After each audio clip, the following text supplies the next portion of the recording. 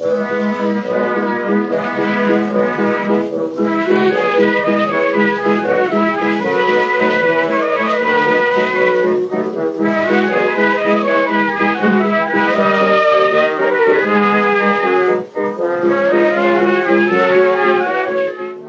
to Lawmen, a podcast about local legends and obscure curiosities from days of yore. I'm James Shakeshaft. And I'm Alistair Beckett-King. Alistair, we're heading to Wiltshire. With a Wiltshire. It's almost West Country. Almost. You've got your Stonehenges, your Aveburys. Yeah. Is that Wiltshire? We'll be heading back there Nice. soon enough. I've got a great book called Ghosts of Wiltshire by Peter Underwood. Ooh, the master. And today's episode concerns some ghosts of Marlborough.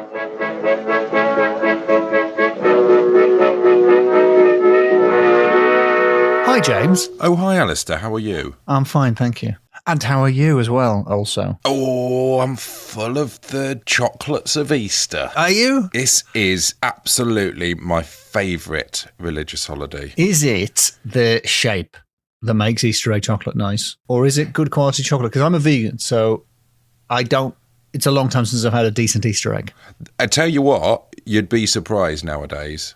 There's some very good quality vegs. I know, but basically they're onto us. Oh, no. What I used to do, and I've said this on the pod before, I apologise. What I used to do was I used to wait till after Easter and then buy absolutely loads of Easter eggs really cheaply. Easter eggs. From like Holland and Barrett, vegan Easter eggs, post Easter eggs. Yes. And live it up. Mm-hmm. And then a couple of years ago, financial crisis and all the rest of it, they stopped massively dropping the price the day after Easter. And they still cost like 16 quid or whatever it is Easter eggs cost. And I was like, well, no more Easter eggs for me ever again. Because I'd got used to paying 2 quid for them. Proper good ones with like mint coins in foil as well. Ooh. You know, chocolate mint, like a thick after eight. That sounds good. What were we talking about? Easter eggs. Your weekend. Yeah, Easter eggs are great. I think the thing that makes them great is the inconsistency of thickness. So when you crack them open, you can sort of, what's a better word than plan? Strategize. Yes, that's it. You can strategize your nibbles. Yep. And do you know what else? There's a textural contrast.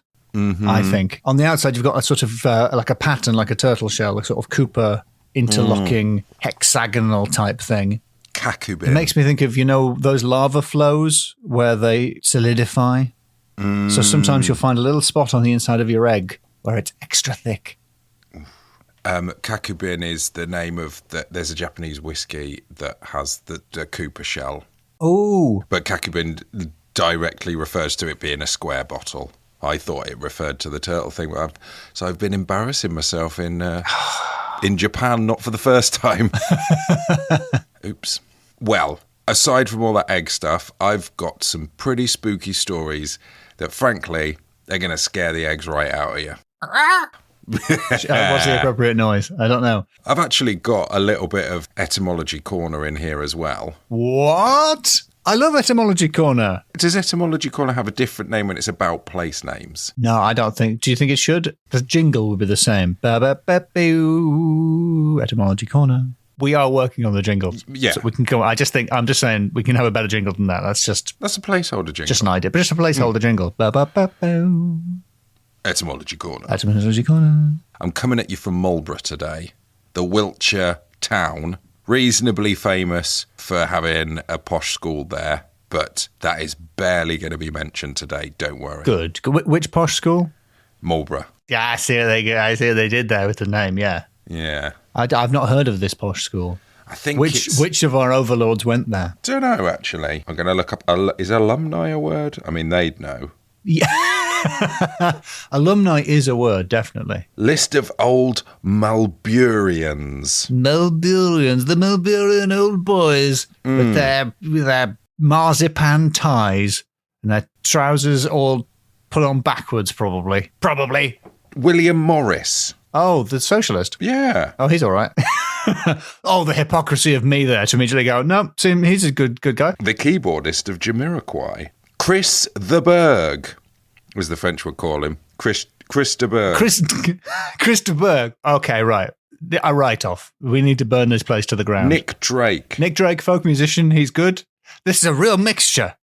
Robert Addy. Don't know who that is. He was Guy of Gibburn in Robin of Sherwood. Well, we're going to have to bleep that now so people will never know the full name of that character. James Mason. James Mason. I love James Mason. Right, okay. We're not going to travel back in time and prevent this school from coming into existence. Jack Whitehall? Or are we? Because there's still time. It's a real roller coaster. Yeah, really, it really is a roller coaster. Actually, I've met Jack Whitehall at a gig once and he seemed nice. Yeah. It's annoying, isn't it? Dick King-Smith. I like him. Yeah. He wrote The Sheep Pig. He did. Better known to our American listeners as The Sheep Pig. The Sheep Pig. Babe 2, Pig in a City. Wait, you're telling me this pig's a sheep? Wait a minute. Is this pig a sheep or is this sheep a pig? The twist is he thinks he's a dog. Yeah, he's neither a sheep nor a pig. No, he is a pig. In the meantime, I want to give you a little bit of Etymology Corner. Ooh, the jingle sounds way better when you sing it. I think it's because I was actually singing a real song by accident. I think I was singing the McDonald's music, or my attempt at the McDonald's music. Yes, you're right. I thought it was catchy. That is the McDonald's jingle. Yes. Da da da da da. It's Etymology Corner. Do you think they let us use it? They'll be fine about it. Just use it. It's a bit of fun, isn't it? Yeah. So, according to friend of the show, Law of the Land, the most romantic tradition is that Merlin is buried in Marlborough. I love Merlin. You love him. He's one of the classic old boys. He is. His father was a succubus. Really? That's one of the origins. Is a succubus female? Or an incubus. Yeah, whatever. Father was an incubus. Mother was a mortal woman. And that's where he got his magic from the dad's side. And that's basically the first 5 minutes of his stand-up set. So he's believed to be buried in a man-made mound. An MMM? Triple M. We're talking about man-made mound? A man-made mound.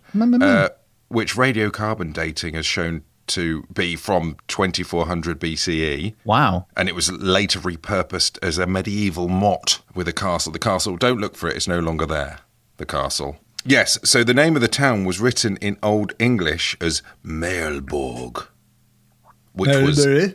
Merleburg, which was the mound of Merla. And it's a very old name, pre-Norman conquest.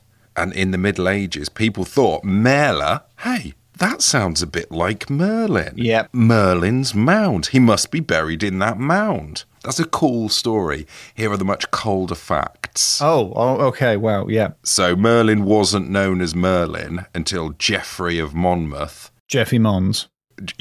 Jeff of Mons. Yeah. Changed it from the original Welsh version, Merthin, in 1136, and it had been called Marlborough for like years by then anyway. Still, cool hill, guys.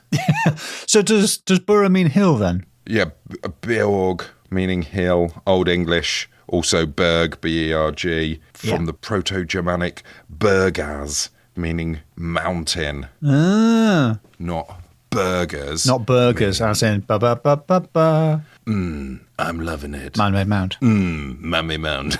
That's a man-made mound of meat. That's what a burger is, really, isn't it? Yeah. It's basically a meat mountain. But nowadays it's a meat molehill because things aren't as big as they used to be. Now, that voice is surprisingly appropriate for the next bit of my story, which comes from Ghosts of Wiltshire by Peter Underwood. Oh, was that your impression of Peter Underwood you were doing there? No, it's my impression of the source of this next story who told it to Peter Underwood, who it's someone who is listed as a raconteur. I'm not going to say their name because I Googled them and they're a pretty hateful and hate-fueled figure. They're the sort, in a good way, it seems that people like Katie Hopkins and, you know, the sort of hired gob. Yeah. You're Lawrence Foxes. Yeah, but more the person that kind of goes on telly and says horrible things for money. Yes. That's not a new thing. And the source of this story was one of them. So I don't really want to give them any publicity. Okay. Censoring, is it? More left-wing censorship from you there, James? No, they just seem like an and this is my podcast, so they can do Yeah, good. Yeah. Are they still alive, this person? No, yes! They're in their cold, Double cold victory. grave. Buried both in literal terms and by us in this podcast. I don't even know who this person is. There was sort of like newsy current affairs programs, and they were basically clearly a version of that sort of person that we still have nowadays, who goes on and says really nasty things. However, there might be a little lesson in this story, you know. There might be a little lesson hiding there, which this person evidently, as far as I can tell from a cursory Google, never learnt. But there is a manor house which dates from the 14th century on the outskirts of Marlborough, and it has royal connections. There was an oak-panelled room which was reputedly slept in by Henry VI. This was called the King's Room. And there was another panelled room which was reportedly slept in by Queen Elizabeth I. This was called the Queen's Room. Yeah, okay. I've spotted the pattern. Carry on. There was a little room known as the Spanish Parlour. There's no explanation for that name. There's a matador in there. Yeah, we can probably work it out. It's where they kept the paella. One night, a guest was visiting this manor house. A bit of a bore. He was boring the other people who were staying there with tales of his wealth and power and worldwide experiences, and finally went off to sleep in the Henry Room, which I think is a nickname for the King's Room because the king that stayed there was called Henry. Yeah. His parting words as he got up to leave were, "Well, you might like this queer old place, but give me central heating, concealed lighting, and a damn good bar." You're going to get spooked to flip if you say things like that in a haunted house. Exactly. At breakfast, he comes down. He looks pale. He looks tired. He looks like he's not slept very well. He seemed grumpy. He announced brusquely that he would be leaving immediately. And the host says, "Oh, I hoped we were going to offer you a day's shooting. We've still got a fair stock of wild pheasants." And the guest snapped back, "No, thank you. I've got a big day on in Hampshire. They rear 'em by the cartload there. It's a real shoot." And with that unkind remark, he was off. Oh. So just to be clear, the teller of the story who is obnoxious is a different obnoxious person to the person who is experiencing the obnoxious events. It's a different obnoxious person, yes. I see. But yeah, they've got a very similar accent. It's kind of a similar vibe. It's all the bile that you can hear. Well, the raconteur is rounded on by the other. I can't think of a better word that we can't bleep. "What do you mean encouraging me to stay in this vermin-ridden old ruin? Never again. Do you know something tried to throttle me last night? I'd barely got to sleep when some fella got me by the throat and tried to strangle me. I hit out, smashed the water bottle to pieces, and knocked that old wooden cupboard over. When I put the lights on, there wasn't a soul in the room, but I could hardly get my breath. I left the lights on all night. The damn place is haunted. I'm off." I specifically said I liked recessed lighting or something, not ghosts. "And I want a damn bar." I want one of those heated towel racks. Can be a bit too hot if you've put it on, you forget about the towel. Oof. Oh, oof. Yeah, don't lean on that. I've been haunted by hot metal. Ow. Ow. Burnt me. And, it gets back to the host that the guy thought he was being strangled in the night. And the host says, "Ah, yes, they would. You see, the Henry Room was the justice room in the old days. They used to hang the evildoers from the great beam there." Oh, right. Yeah. So the spirits must have recognised him as an evildoer. Well, yeah, exactly. Tried to string him up. The host goes on to say, "I once had a fellow staying there, a charming person, who'd married a really wicked woman. They slept in that room for a week without any trouble. But when he had to spend one night in London, and she was left there alone, she woke up just after midnight, screaming her head off, saying that someone had tried to strangle her, and she left the next day." So that's good. I love it when a story has a second story that sort of confirms it. Do you want a third one? Whoa. Yeah. So, an old lady from the village, 90 years old. Let's see this. Lady throttled. Come on. Yeah. Come on. A third story. Here we go. Real wrong un. I'm blowing on some dice here. Come on. Come on. No, she was fine. Good. I've warmed to her. She'd used to work there as a serving maid. In fact, her mother had used to work there as a serving maid. So she's 90, telling a story about her mum working there, so a long, long time ago. And in those days, the Henry Room, a.k.a. the King's Room, a.k.a. the Justice Room, was boarded up. And as children, they'd never dare go near it. they were told that there was something in there that would throttle them. Ooh. And she said that in the old days it was known as the dungeon because they used to hang bad people there. And apparently the house was built on the flat close to water, meant that they couldn't dig down to make a dungeon. So they dungeoned people upstairs. Oh, yeah, practical. Yeah. And as children, this old lady had occasionally peered through the chinks in the boards, and they always thought they could see some great big black thing in there with staring eyes. Ooh. And the kids wouldn't go in that room. And in fact, the old lady said she would still not go into it, not for anything. Well, no one's asking you. No, she seems nice enough. She'll probably be fine. And as a little sort of postscript, our raconteur put in the bleep in raconteur. I think you're gonna have to bleep it on raconteur as well. Bleep how I've said raconteur. So, yeah, our raconteur says that one other odd and quite inexplicable thing. Actually, I'm doing the wrong voice. I don't want to go full Clarkson. Yeah. I need to have an opinion about something in order to get to the voice. So you're trying to get into the voice? Yeah, I just need to have an opinion about something, a bad opinion. Road tax, cyclists don't have to pay it, but they use the roads. That's the kind of thing that infuriates people who talk like that. What's the thing? They have road tax, but then they still go around using the blooming roads. Yep, come on. I was in the little room known as the Spanish parlour, and I can still see it as I speak to you now. It was a room full of early pieces of furniture and a strangely luminous picture on one wall.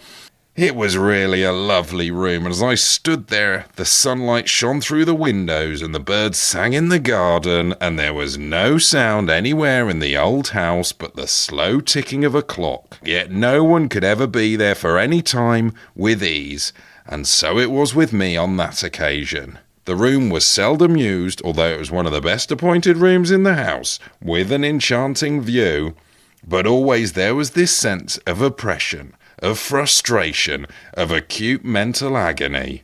No power on earth would inveigle me into spending a night alone in that so-called Spanish room. Sounds like a guy who will not be inveigled. And I don't think it was just the Spanishness of the room that put him off. He wasn't just so xenophobic that he objected to how Spanish it was. And the subtext there is, this house is bad to bad people. And I think he's not learning his lesson there. He doesn't say that he ever slept in the king's room, a.k.a. the justice room, a.k.a. the dungeon. Justice room. The justice room. Welcome to the justice room. Justice room. I think he would have been throttled if he'd have gone in there, to be honest. To be perfectly honest. Head popped clean off, probably. Yeah. He said that in these rooms, he always felt like he was being watched. So, yeah. Will you tell me his name and bleep it out so I can find out who he is? I can do it, but I don't want people to look him up even. Including me? You don't even want... I'd just rather his memory went. However, Alistair, as a little palate cleanser to end our tales on, I've got as far as I can tell from, again, a reasonably cursory Google, a much nicer person who's got a ghost story. Oh, good. Now, I think you're going to know who this person is. Have you heard of Ernest Thesiger? No, I don't think so. Ernest Thesiger? Yeah, he's an actor. He played Dr. Septimus Pretorius in Bride of Frankenstein. Oh. And he worked with James Whale on a couple of films that he's the most famous for, which is Bride of Frankenstein and The Old Dark House. I thought I'd seen that, but I don't think I have seen The Old Dark House. Wouldn't it be great to be making films in the days when all the good titles hadn't been taken? Yes. And you could just call something A Scary House. The scene you can find of this guy from Bride of Frankenstein is brilliant as well. It's on YouTube currently. It's a bit where the monster walks in on Dr. Septimus Pretorius, just laughing at a skull. And then he notices the monster, and I don't know whether this was an intentional thing, but Kenneth Williams is very much channeling his vibe. And he's got a bit of a look of him about him as well. He looks a little bit like a real-life Scarf illustration. Ooh, brilliant. He's laughing at the skull, and he goes, "Oh, I thought I was alone." And then the monster comes up, he gives the monster a cig and some booze, and the monster says, "You make man like me." And he says, "No, woman, friend for you." He's the He's the Dr. Frankenstein to Bride of Frankenstein. I see. Two Frankenstein, two Bride. Yes, exactly. Tokyo Drift. So he has a tale from this manor house.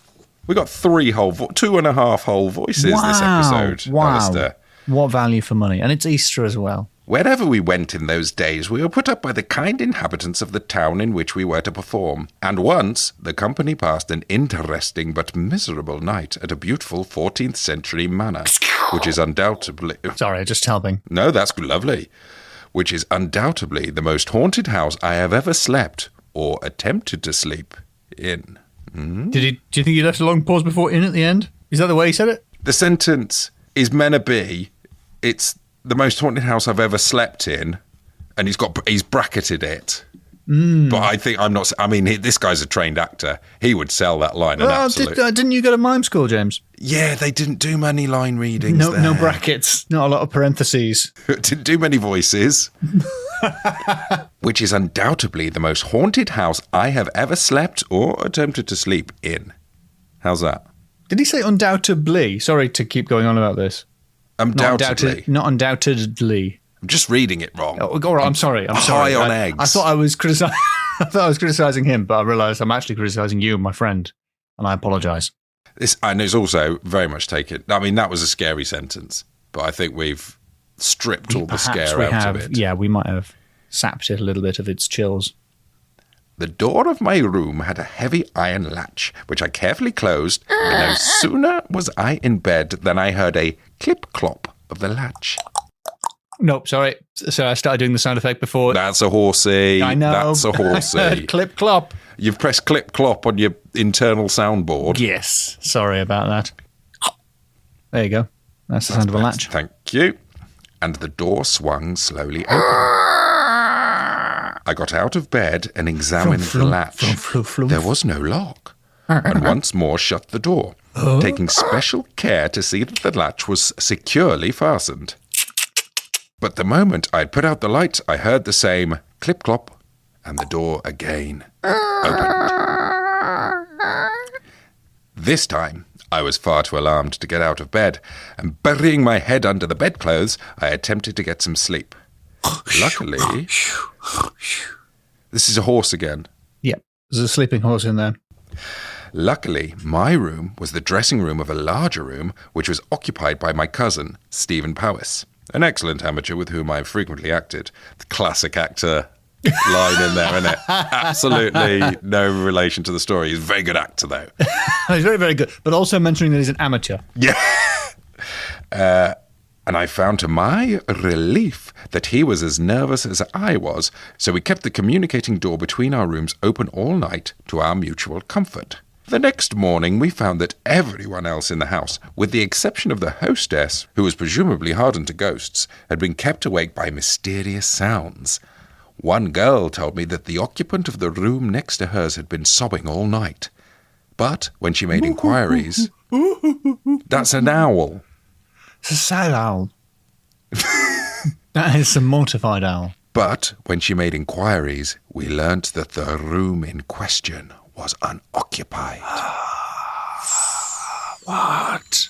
That's the end of that story. I feel very we've good. undermined So there wasn't even an owl in it. Quite a scary story. Yeah, there were no owls there. I was adding to how scary it was, James. I was adding atmosphere. You don't understand anything about it. You said clip clop multiple times. I can't be held responsible. I was adding atmosphere. You were adding an equine atmosphere.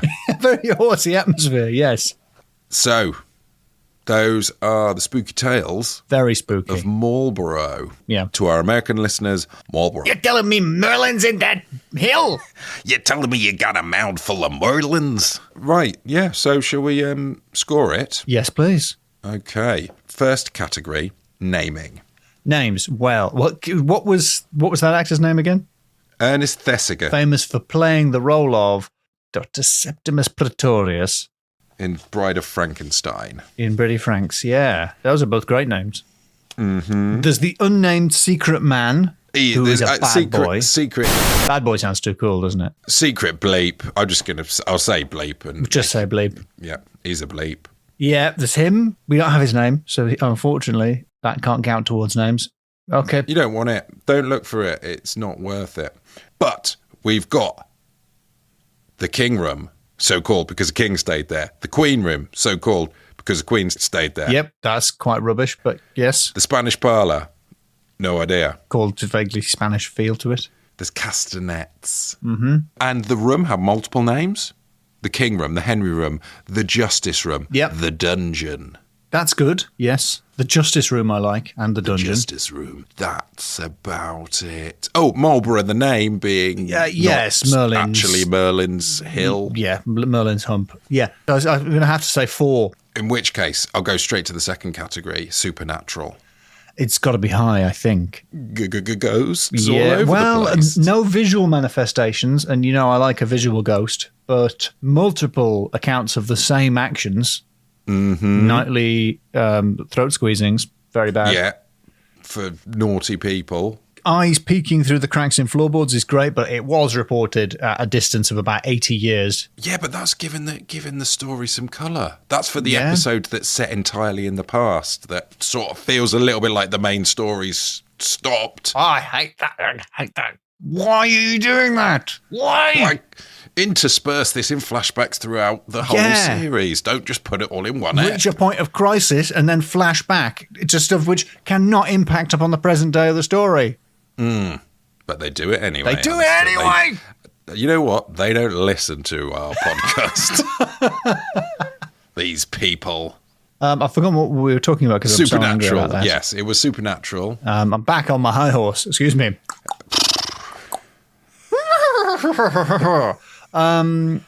If I had a high horse, I think it would be a pantomime horse. You're already too tall. Putting you on a high horse would be and a my health and feet would be safety risk. dragging on the ground. Yeah. And it would be painted in the colours of Mr. Blobby. Be very Anyway, unreasonable to put you on a pantomime horse. Two young actors just out of college. amateurs. Very good, though. Just fresh out of mime school. Yeah. So it's a 5 for Supernatural. It's so spooky. Yes, no, there's So a proper blooming good ghost spooky. story.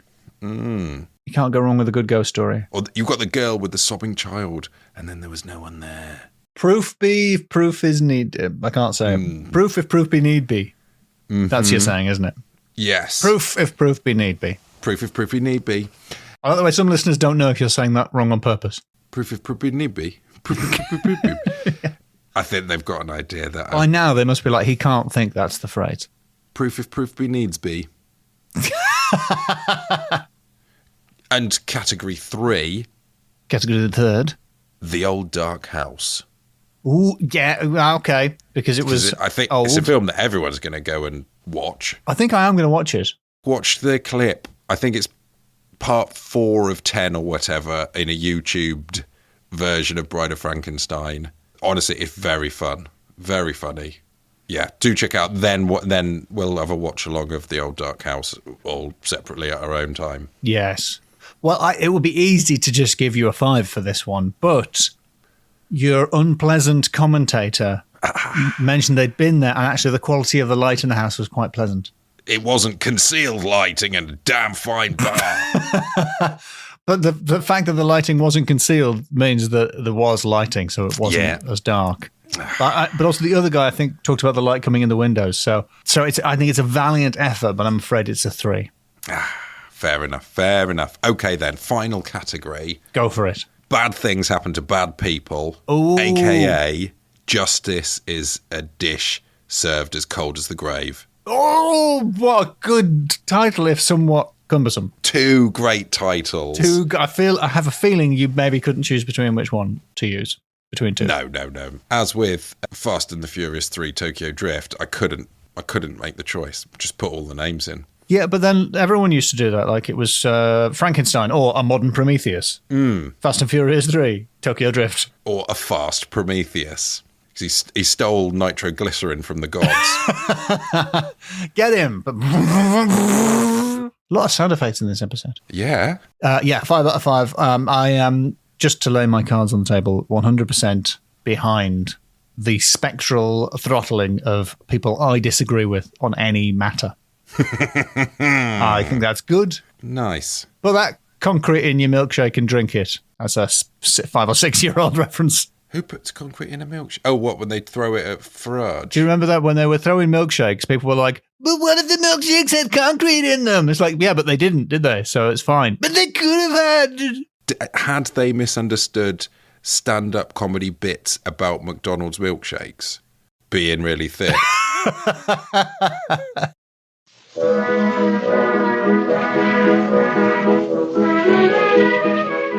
James, you know you said Ghosts of Marlborough? Yeah. You might call them Marlborough Whites. Oh, lovely stuff. Very Although lovely stuff. Are whites ghosts? I don't know.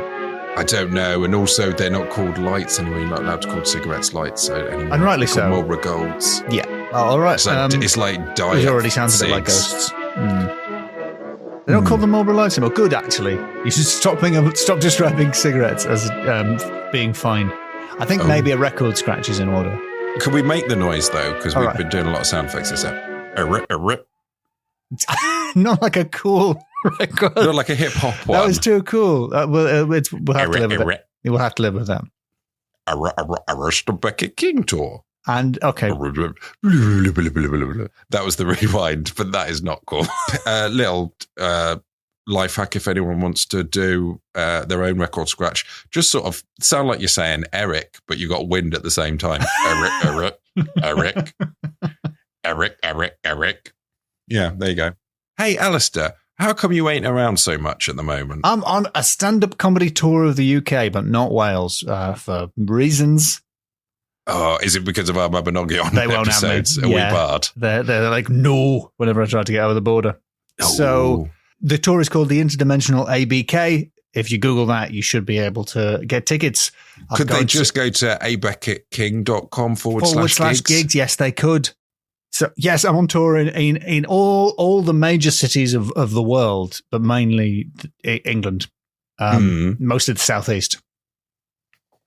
What ones? Oxford, Birmingham, Aldershot, New Milton. I prefer Milton Classic. Diet Milton, Brighton, Norwich, Bristol, Tiverton from the Devil's Hoofprints episode. Fareham, Winchester, Swindon, Edinburgh, Glasgow, Newcastle. I prefer Castle Classic. I prefer Castle Cherry Castle. It doesn't matter. Newcastle Zero. It tastes the same, but it doesn't have any sugar in it. Glasgow, Belfast, Derry, Manchester, Leeds, Manchester again, and then 2 dates in Old London Town.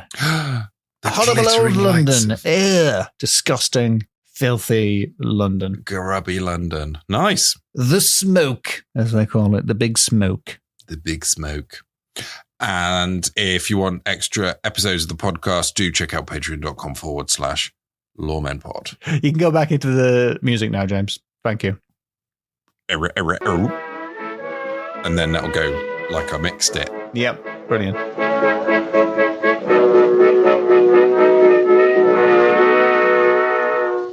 Well, I thought it was a good episode, James, but it was a shame that we had to let politics creep in. Once again. Couldn't we leave politics at the door? No, we couldn't. It wasn't named after Merlin. I'm sorry if that's kind of truth telling. So stop it. That's Hold the causing plug. people a problem. I'm talking to an imaginary producer here behind a window, doing the cut it gesture. Cut it. Cut the feed.